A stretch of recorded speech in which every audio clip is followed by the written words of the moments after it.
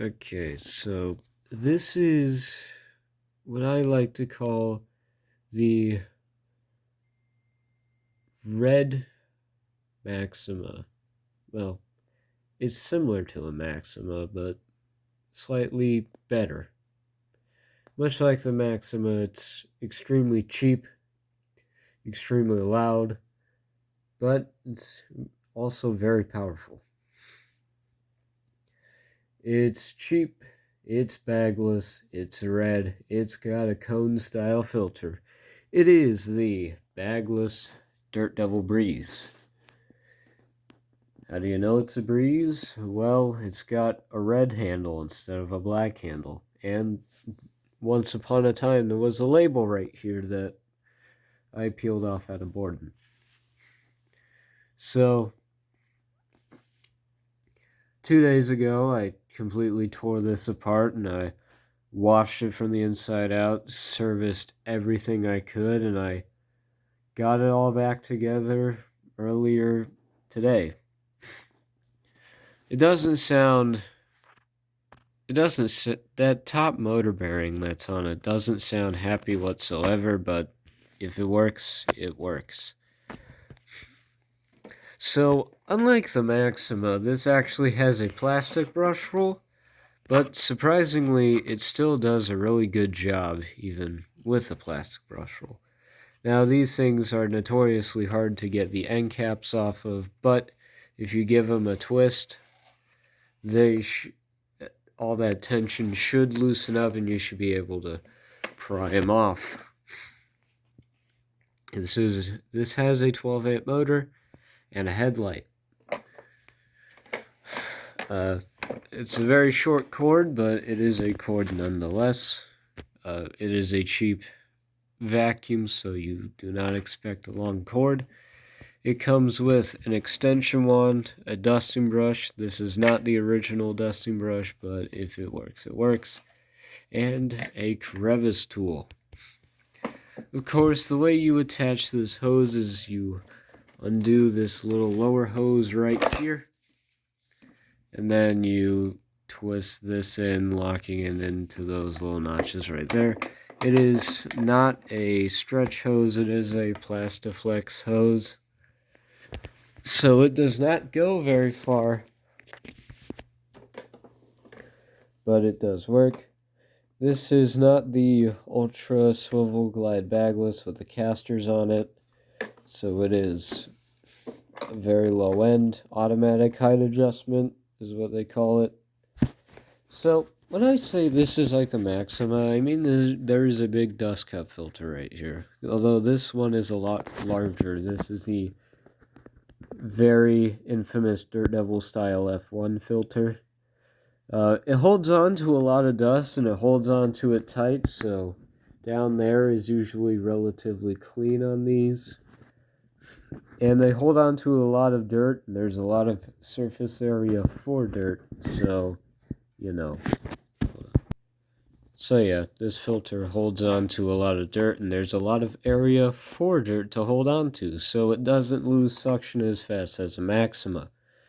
Of course, this design is still not ideal for practicality, but if you have a good filter and a good secondary vacuum, you don't usually need to wash this out. So like I said, it is extremely powerful. It has a nice thick channel, a nice thick tube actually. Goes up the spine, kind of like Noric, down into the bin where it, goes down here and starts spinning around. Thick tubing. The air path is diverted from here very well across the length of the brush roll, except for right there.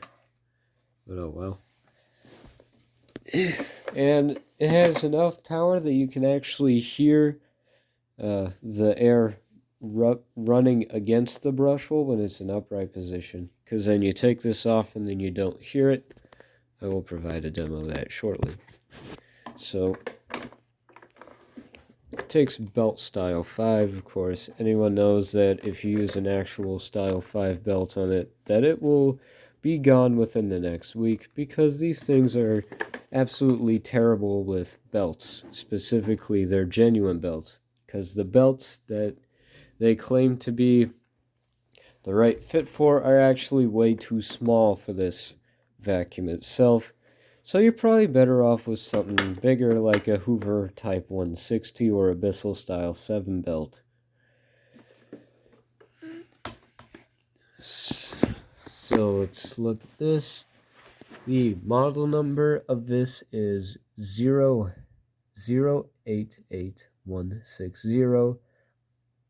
Manufacturing plant IP. Code is I11B. So line B, made 2011. Plant I. So says, do not return to store, contact with questions. As you can tell, this is back when Royal owned them, which was arguably a better time for Dirt Devil, because these breezes and featherlights are so much better than the newer cyclonic ones that I think got the boot not too long ago. It's one of these vacuum designs that was almost sad to see go. They also had bagged models, which were basically the same thing, but this was replaced with an actual proper bag assembly, and instead of this end twisting off, there's actually a button you press back here to release this lower hose, and then you attach your hose that way. Same hose, same attachments, different spine setup to fit the Dirt Devil Type U bags, or Hoover Type A HEPA bags if you're, normal. Or if you're some guy like me that likes HEPA bags because you have allergies. Well, it is a devilishly loud machine, especially now that the top motor bearing has been torn up, because a little story of when I got this, it was not used with the filter. Probably a lot, considering that there was so much dust inside of the motor that you couldn't even tell that there was a gasket there. The gasket is still there, but it was not good.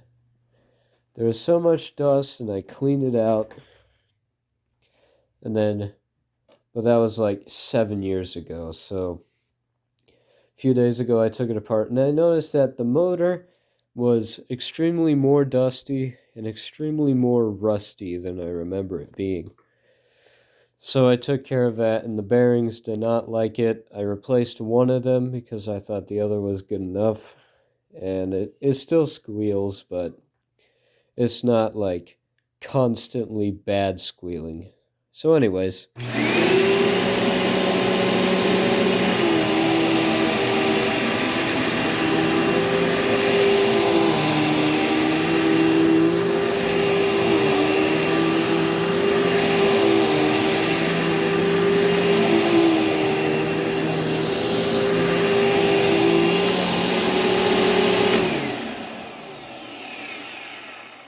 yeah, it doesn't sound that great.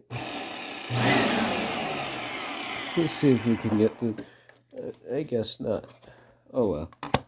So, back before I switched to bag machines, I used this quite a bit, because it doesn't tear up your carpet like Dyson or Shark, and yet it still gets a lot of hair and fine dust, as you can see. So these things have a lot of power, because I don't know why, they're just, made that way. So yeah, if these were still made, I definitely say that they would be a good bagless vacuum option, especially if you do not have allergies. While the F1 filter seems like a bad concept, it actually is executed really well. If you have something like a Bissell Zing or a canister vacuum on hand, you'll be able to keep this thing clean without washing it a lot. And because the dustbin capacity is relatively large, you don't have to empty it as often either.